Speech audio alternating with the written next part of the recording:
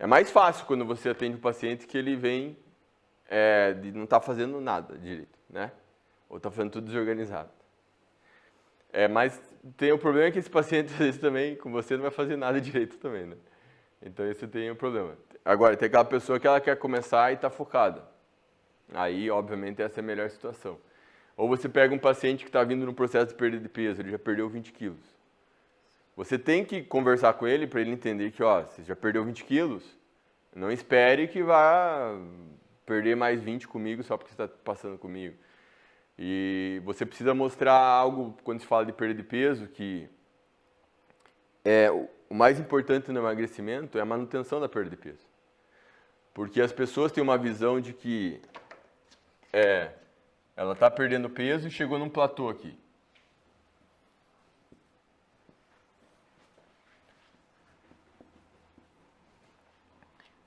A pessoa fala, mas eu quero continuar perdendo. Tá difícil perder. O problema, pessoal, é que, na verdade, a tendência, depois de um platô, é subir o peso. O cara ele quer continuar descendo, mas ele tem que se preocupar em não subir de novo. Por que é normal o peso subir de novo? Porque depois que você perde peso, tua fome está alta, teu metabolismo está baixo. Claro, o quanto isso aqui vai baixar depende de outros fatores também. O gasto de repouso ele diminui, né? Porque você diminui a massa corporal. Então, se a massa corporal diminuiu, isso aqui diminui. O metabolismo cair com a perda de peso é normal. Se o cara acha que isso, o metabolismo fica lento, o metabolismo diminui. Ele diminui mais ou menos 25 calorias por quilo de peso. Isso é uma média, tá? Algumas pessoas podem ter uma redução maior, outras menor. O gasto total. Então, você fala assim, o cara perdeu 10 quilos. O gasto dele vai cair umas 250 calorias. Então, se o gasto dele era 3.000, depois de perder 10 quilos, o gasto dele vai ser 2.750, mais ou menos. O problema é que o apetite, ele aumenta.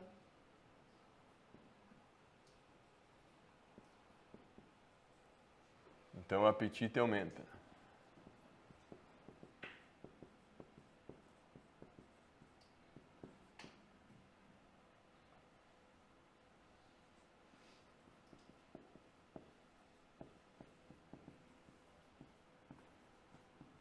Por isso que a obesidade é uma doença muito difícil de tratar. Por isso que a gente chama uma doença crônica. Não dá para fazer uma dieta, ficar legal e parar. O esforço é contínuo. O esforço é contínuo. Por isso que se a pessoa usar um medicamento para emagrecer e parar, a tendência é ela recuperar o peso de novo. E os medicamentos, isso não é uma crítica aos medicamentos da obesidade.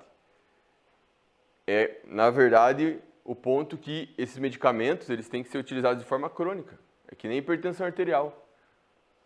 Você não passa o medicamento para o cara por 2 meses para tratar a hipertensão e tira. Mas a pessoa pode reduzir a pressão dela, ela pode controlar o diabetes sem medicamento? Dá ou não? Diabetes não tem cura, o diabetes tipo 2, né? Mas dá para controlar? Dá para fazer remissão? Remissão é quando você consegue manter essa pessoa com uma glicemia normal. Dá. Só que é muito difícil. É muito difícil quando depende só de exercício e dieta.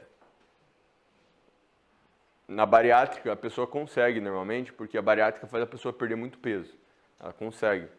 Então, essa pessoa pode largar o medicamento, desde que a mudança de estilo de vida tenha sido muito profunda, a ponto de fazer ela perder bastante peso e manter a doença controlada. Mas aí o médico vai ter que avaliar isso. Mas fora isso, o tratamento tem que ser crônico. O problema é que as pessoas que recebem tratamento, e eu percebi isso no meu estágio, elas, infelizmente, porque é aquela coisa, né? A gente tem muito profissional ruim no mercado. E muitas vezes profissionais não orientam, que entendem, orientar a pessoa no sentido, cara, o medicamento não é cura. Esse medicamento não cura nada, ele só está controlando a doença E se você continua com os mesmos hábitos ruins, ele nem vai conseguir controlar a doença. Né? Eu atendi um cara no posto lá que ele estava perdendo o pé por causa de diabetes. Ele estava tomando medicamento, mas não adianta, o estilo de vida do cara, né? Eu falei para ele, cara, se você não mudar seus hábitos... Então, focando na obesidade, pessoal, se o apetite aumenta 100 calorias por quilo, a gente entende o quê? Perdeu 10 quilos, o cara tem um apetite de 1000 calorias. Claro, isso é uma conta mais engessada, tá? Porque se você perde peso, ganha massa muscular, não vai ser esse mesmo efeito. Mas é só para vocês terem noção da dificuldade do processo, tá? Então, porque qual que é a principal estratégia para manter a perda de peso no emagrecimento? Sabem qual que é? Ontem. Professor, deve pausar ali e aproveitar que foi feita a pergunta no chat. Acho que vai ser essa a resposta. Uma conduta que quando entra no platô de emagrecimento, às vezes o platô vem em momentos que a porcentagem de gordura não está bom. Pergunta do Victor. Ah, tá. Ó, o paciente, ele óbvio que ele quer continuar descendo o peso. Mas a gente não pode ter a mesma visão leiga dele. Que, tem sempre uma estratégia para fazer descer o peso. Quem dera. Alguém conhece uma estratégia que sempre faz o peso cair? Então, mas se o cara está no platô, ele não está mais em déficit. A questão é que não é que ele não está fazendo, a tendência é o cara relaxar a adesão à dieta, por quê? Porque o apetite aumentou. Então, relaxar a adesão à dieta significa que você começa a dar mais folga. Tipo, na dieta estava um pão, tu pega 1,5. E esse relaxamento de adesão é normal. Não é normal. E é normal também isso daqui cair. Às vezes o cara fala assim, mas eu tô treinando forte ainda. Mas você reduziu isso aqui.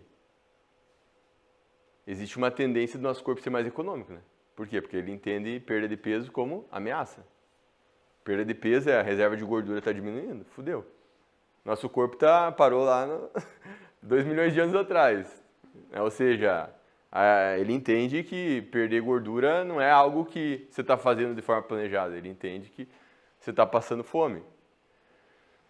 Tá certo? Então existe uma tendência disso aqui cair, mas isso aqui você pode tentar fazer com que não caia tanto, né? Esse é um ponto. Normalmente, a gente fala assim, vamos aumentar o gasto de atividade. E isso é bom. O difícil é a adesão do paciente. Por isso que o melhor exercício é o exercício que o paciente gosta de fazer. Não adianta você falar assim, não, mas eu acho que o HIIT é mais eficiente. Mas vai prescrever um treino e o cara não... O cara falta no dia do treino, por quê? Porque está muito difícil. Dudu, mas ele está fazendo corpo mole. Tudo bem, mas aí vocês têm que chegar num consenso, né? E você é o profissional, você tem que ter... A gente sabe que tem paciente, a maioria dos pacientes que passam na nutrição, eles passam e... né? Isso era algo que aflige muito o profissional quando ele está começando. Pô, o paciente não voltou, mas será que ele não gostou do meu trabalho? Não é, a pessoa não estava preparada para seguir uma dieta. Mas de qualquer forma a gente tem que tomar cuidado porque é muito difícil às vezes discernir se ele não gostou ou se ele não estava disposto realmente a seguir, né? A gente fala, as pessoas querem ser emagrecidas, né? Elas não querem emagrecer, porque emagrecer o esforço depende dela. Só que a gente tem que oferecer o melhor acompanhamento. Por isso que eu dou um acompanhamento semanal. Então eu dou a oportunidade da pessoa mandar um feedback para mim toda semana. Se você vai trabalhar com um indivíduo com obesidade, você tem que dar um acompanhamento semanal. Para o personal é mais fácil, e isso é uma arma importante para o personal em relação ao emagrecimento, é que você está trabalhando com a pessoa toda semana. Você está trabalhando de perto. Então, por isso que você tem o potencial, além de, obviamente, orientar o treino da forma que você quer, o aspecto motivacional, de você estar junto. O indivíduo com obesidade, ele precisa disso, porque é muito difícil perder peso e é mais difícil ainda manter a perda de peso. Então, quando a pessoa chega num platô, significa o quê?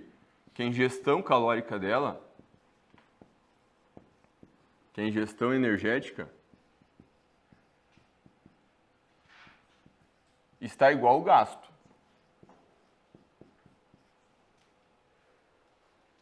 Só que aí o cara fala assim, Dudu, mas eu tô com fome, então eu tô em déficit. Não, ter fome não significa que tá em déficit. Você tá em fome porque você perdeu peso. Você reduziu a reserva de gordura, reduziu leptina, aumentou o nível de grelina, reduziu insulina. Insulina e leptina são hormônios de saciedade. A grelina é um hormônio produzido no estômago, que aumenta a fome, certo? Você estava comendo menos, você perdeu peso, a grelina é mais alta. Então essas alterações hormonais, elas são justamente uma arma do corpo para evitar que as reservas de... A gente precisa ter dessa proteção, porque senão a gente morreria, né? Essa proteção neuroendócrina é uma forma do nosso corpo manter a sobrevivência. Porque imagina se você perdesse peso e não sentisse fome nenhuma. Então ia ficar, né? Você não ia ter um sinal para buscar alimento, basicamente. E até o prazer é importante para a gente se alimentar. Só que o prazer ele tem de ser maior quando a gente está em dieta, né? Comer uma pizza quando está em dieta não é mais gostoso do que quando você não está. Quando você está comendo à vontade, as coisas vão perdendo prazer. Quando você começa a fazer uma dieta com restrição, comer um chocolate é mais gostoso, comer uma pizza é mais gostoso. É? Bom, então isso aqui é platô. Tá? Então quer dizer que a pessoa ela estava em déficit, mas assim, pessoal, para avaliar platô não é uma semana, né? Ah, o cara ficou com o peso estável uma semana, já vai dizer que é platô. Não.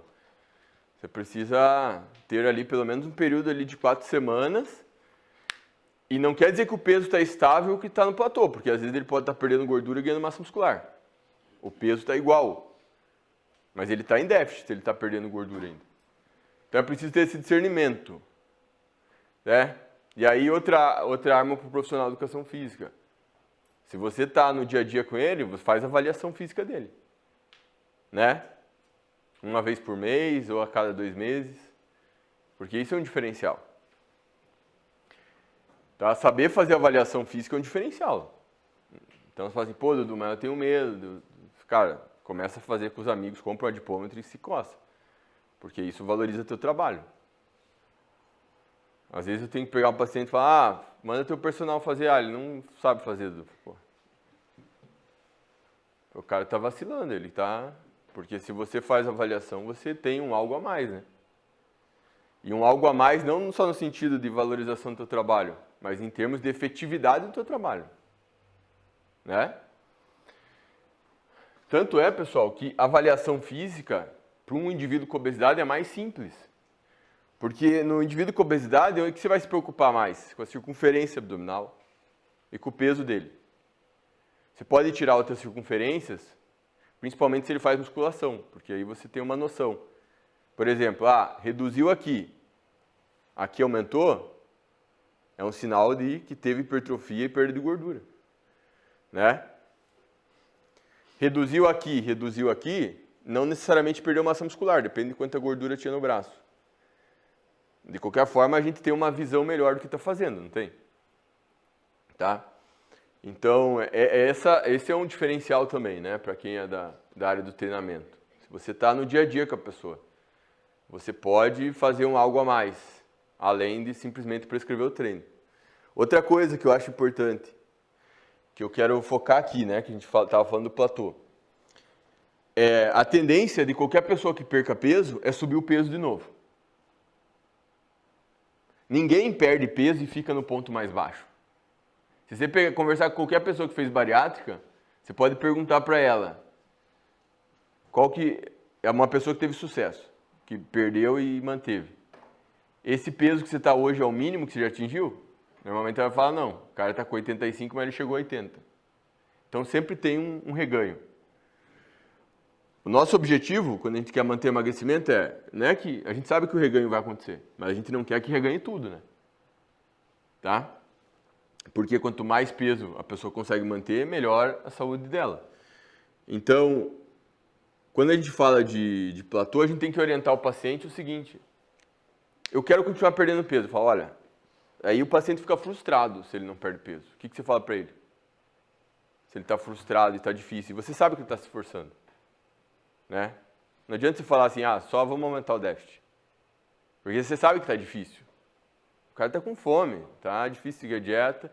E ele está desmotivado porque o resultado parou de acontecer. A gente fica motivado quando? Aqui no começo, porque aqui o peso é mais fácil de descer. E quando ele está desmotivado, o que você fala para ele? Você está mantendo, cara. Isso é difícil. Manter é difícil. Você está muito melhor do que estava antes. Então a gente tem que mostrar para o paciente coisas que ele não consegue ver. Deixa eu ver teu exame de sangue aqui. Olha as coisas básicas. Olha aqui, ó, teu perfil lipídico melhorou, tua glicemia melhorou. Começa a mostrar para o cara outras coisas. Às vezes a qualidade de vida. Tem um paciente que me adorava porque a vida sexual dele melhorou com ele perdendo peso. Pô, Dudu, tu me ajudou demais e tal. Ele tava, minha vida sexual melhorou pra caramba. Porque o indivíduo com obesidade, ele costuma ter a testosterona baixa, devido à aromatização. E quando o cara perde peso, a testo tende a voltar de novo. Isso vai melhorar a vida sexual. Sem contar, às vezes, né, a questão da capacidade aeróbica. Então, essas coisas tem que mostrar. Olha só como você está treinando. Né? Meu pai começou a treinar agora com 67 anos. E assim, para motivar ele, eu sempre falo, e aí, pai, tá aumentando as cargas e tal? Porque o peso muitas vezes fica ali estável. Ele, não, tô aumentando. Eu falei, fala lá com o personal, se tiver que aumentar, não dá para ficar fácil o treino não, né? Porque, né?